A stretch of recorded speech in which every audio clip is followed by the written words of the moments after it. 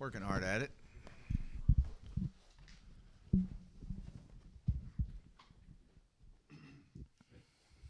Ready. Jackson, get us going. When the defense plays probably its best game in a long time, what stood out to you watching the film? What was kind of the biggest keys to success, especially in the red zone for your defense? Yeah, they played with great effort. We tackled better. We still missed a couple tackles at the line of scrimmage, but the thing is they were running so hard to the ball is when we missed one, another guy showed up, and we eliminated explosive plays for the most part, or at least better than we have the whole time. We ran some good base defense, and the players understood what we were doing, and we executed it and did a nice job of understanding all 11 guys how you work together and make plays like that. But it does come down to how hard they played and the effort that we had and how we ran full speed to the ball. Was that part of you mentioned limiting explosive plays? Was that part of the game plan coming into this week? Let's try and maybe a bend don't break approach in some ways. Yeah, not so much bend don't break because I don't like to bend. You'd like to just shut them down 3 and out and go. But I do think that we did a real good job. Now Auburn was patient. They ran the ball. They kept us off the field, and they ran the football and were patient with it, and made it a fourth quarter game, and that's where we didn't get it done. Offensively is, watching the video is very upsetting to me. We did not play offensive football the way we need to play, the way we have played, the way we've showed we can play, starting with the offensive line, which, I've been given a lot of credit to, bragging a lot about, feeling good about, but we didn't execute it all up front like we need to in the run game and protection. Talon did not play a good game. He didn't execute the way he's been executing. Missed some reads, missed some wide open guys. It was just a situation where it's very disturbing to me that that's what we got out of the offense. And then special teams, we get a great big boost before halftime with a pick six, and we come out and give up a huge kickoff return. And then the next thing is a blocked punt and give them great field position, and that had a huge impact in the game. So we've got to get all 3 phases to work together to get a win. I know it's only been a couple days since loss, but what have the focal point of maybe your conversations with Talon been of what went wrong maybe and what you guys need to improve on right away against Mississippi State? Yeah, we talked a lot about it, and we go back and look at his preparation and not running full speed in practice because of not feeling healthy enough to do that.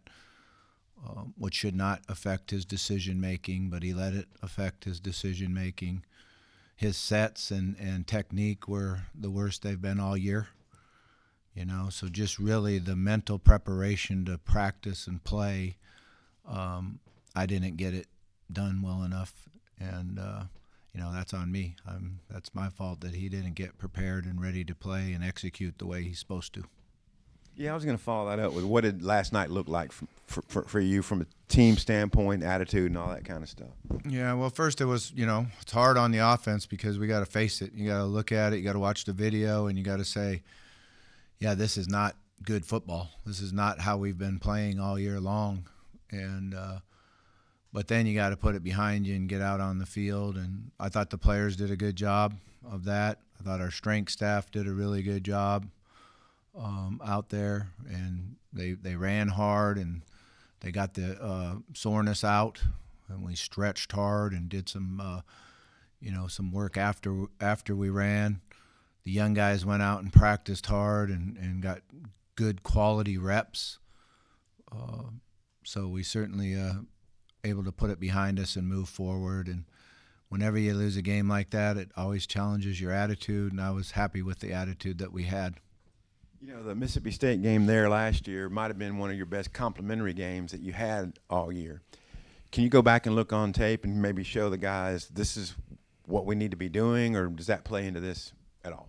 Yeah, it definitely plays into it, because it plays into your preparation. I remember preparing for that game and, the energy that we had in practice. And it wasn't like, it was an important game for us, and we did a great job of getting ready for it. We ran the ball really well. We ran with explosive plays, running the football. We threw the ball down the field, protected the quarterback. They're much better than they were last year. They're playing good defense. Their D linemen are better football players. They're running full speed to the ball. They've been in a lot of close games and not had a way to win, so it should be a real good football game. Yeah, I was going to ask you about that. Like, how hungry of a team do they look like, and how close, maybe compared to last season? Yeah, I mean, they've been much better. Their quarterback's playing at a very high level. He does a good job with their RPO game and getting the ball out of his hand. He does take sacks at times and holds it at times. But they're definitely a team that we're going to have to play good football. We saw a lot more of Bradley Shaw the other day as you've been kind of shifting defensive personnel around. How do you feel like he did with that expanded role? Yeah, he played a lot of snaps, and he did a good job. He was very productive. He understood what the run schemes were going on out there and did a nice job of filling holes. And, to be able to play with him and Sori on the field together, and Nix, it was a good combination. They did a good job. It's kind of putting Sori at playing like a hybrid defensive end, outside linebacker position. And he gave us some juice. His speed and his athletic ability showed up a lot. Is there anybody else you feel like has stepped up as you've been trying to kind of make up for the thinness on the defensive line? And they're not defensive line people, but I thought our corners really stepped up and played well, and it's probably the best our safeties have played and reading run and pass and coming to the run and really helping and being a force there. Danny played well, and he's a disruptive guy. His production wasn't as much as I thought after the game, but he's disruptive. He's always been disruptive. When you go against him in practice, his quickness and his twitch is disruptive to the blockers, and he helped us there with some reps. Quincy Rhodes played really well. He did a really nice job and played extremely hard and, rushed the passer well and did a nice job. Any chance for Cam Ball this week? And also, I don't think we saw Phillip Lee at all again. Yeah, Cam will practice tomorrow, no contact, and then should be ready for Saturday. So we still have to wait and see, but he should be ready to go.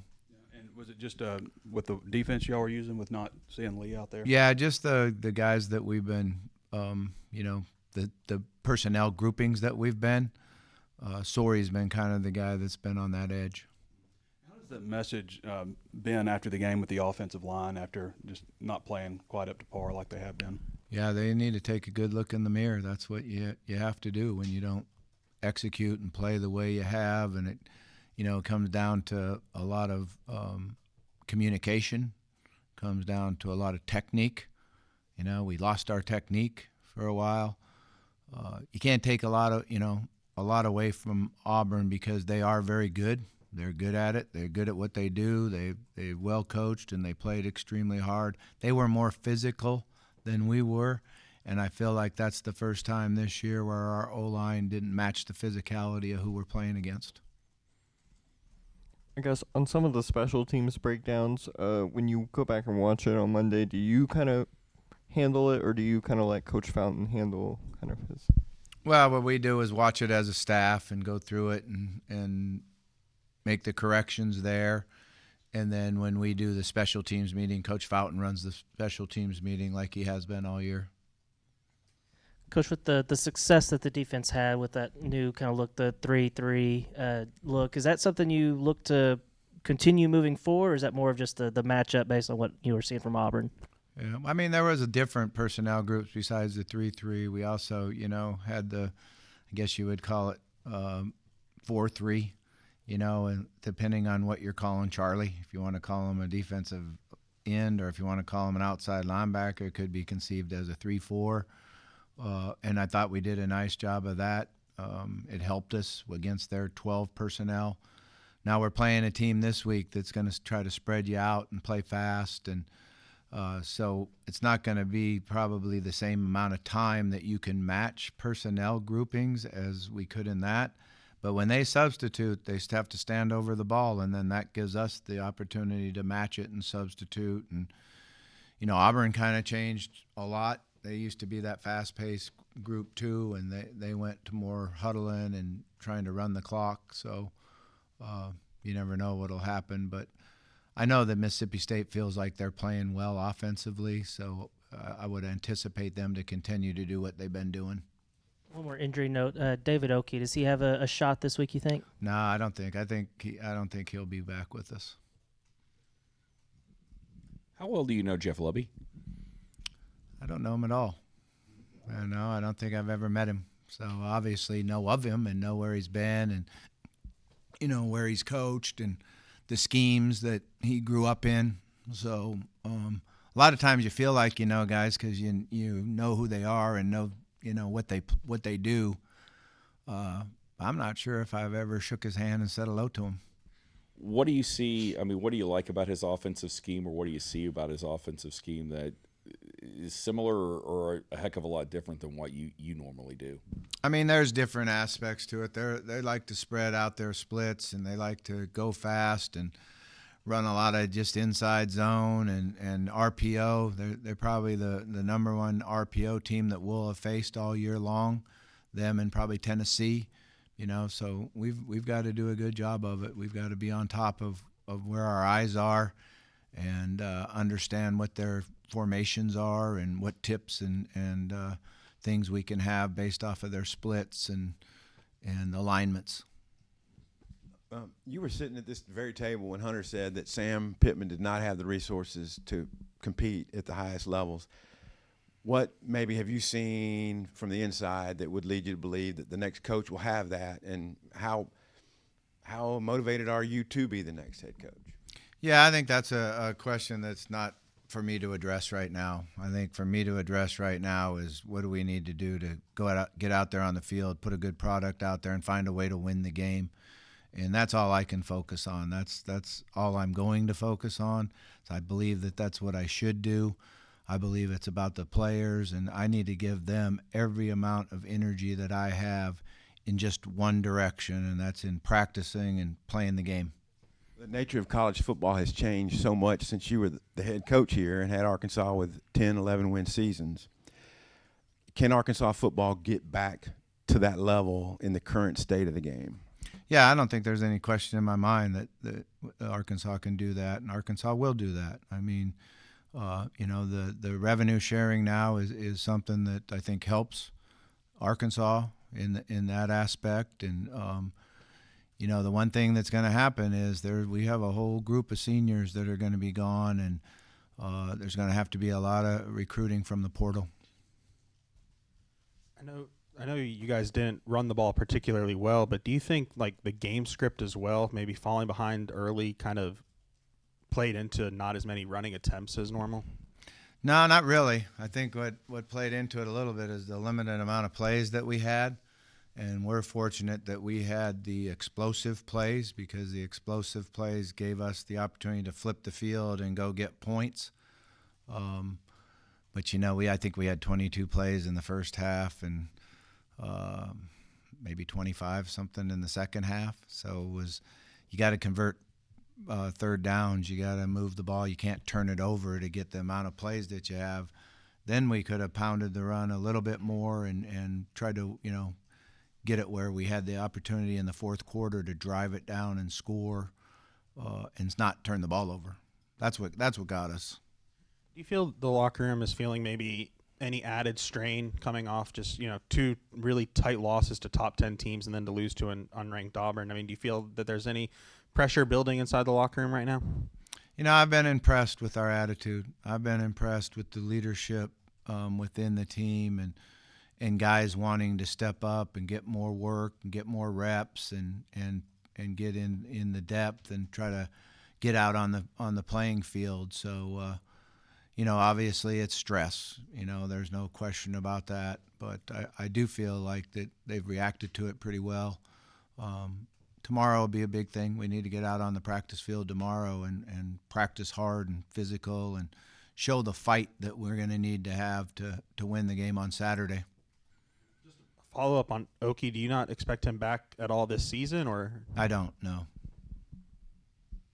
Has it been with Talon to not play his best game, and then he's the leader of this team, just kind of to shake that off and step up and continue to lead? Yeah, it's the nature of the position. And, when you win games and when you play well, you probably get a little bit more credit than you deserve. When you don't win, it first looks at the quarterback position, and he's got to face it that's not how he normally plays. And his ability to read, his ability to run, his ability to understand where we are on the field needs to be better. And I anticipate him to come out very, very motivated and practice tomorrow, very focused, and get himself ready to go out and play, his best game of the year. Your thoughts on the other side with Blake Shapen, the Mississippi State quarterback? Just what does he do well? Yeah, he gets the ball out of it. He's got a really quick release. He gets the ball out of his hand. He looks like he's very, very smart. We got a little bit of inside information because, Coach Mateos was with him at Baylor, so we know a little bit more about him probably. But he's played well for him. The tight ends had such a big game at Mississippi State last year, and I'm not asking you to give away game plan, but these two that you have right now just seem talented enough to, kind of match that, I would think. Yeah, they need to. We need the production, and again, it's the number of plays you have and how you control the ball and move the ball. I think that's got to be a big part of us. We've got to control the ball better, move the ball better. Rohan's done a really nice job of making big plays for us. His speed shows up. He's a tough matchup. Platt's, got to be back in there and playing. He didn't practice the whole week last week, and when you miss practices and you're young, it shows up in the game. So he's got to improve on his performance in this game coming up. I don't know how often you run it, but I think one of Rohan's catches was as the fullback or the kind of the slot position or H-back. H-back. That's there what I was you trying go. to Yeah, say. that's kind of what his position is. How has that kind of worked out that, he gets so open from that position? Yeah, it's just one of those things where, you try to occupy the corners and the safety. And unique for him is because he's so fast. He's different than a lot of other tight ends in the fact that he has the speed to get down the field. Coach, appreciate you. All right. Thanks, guys. Appreciate it.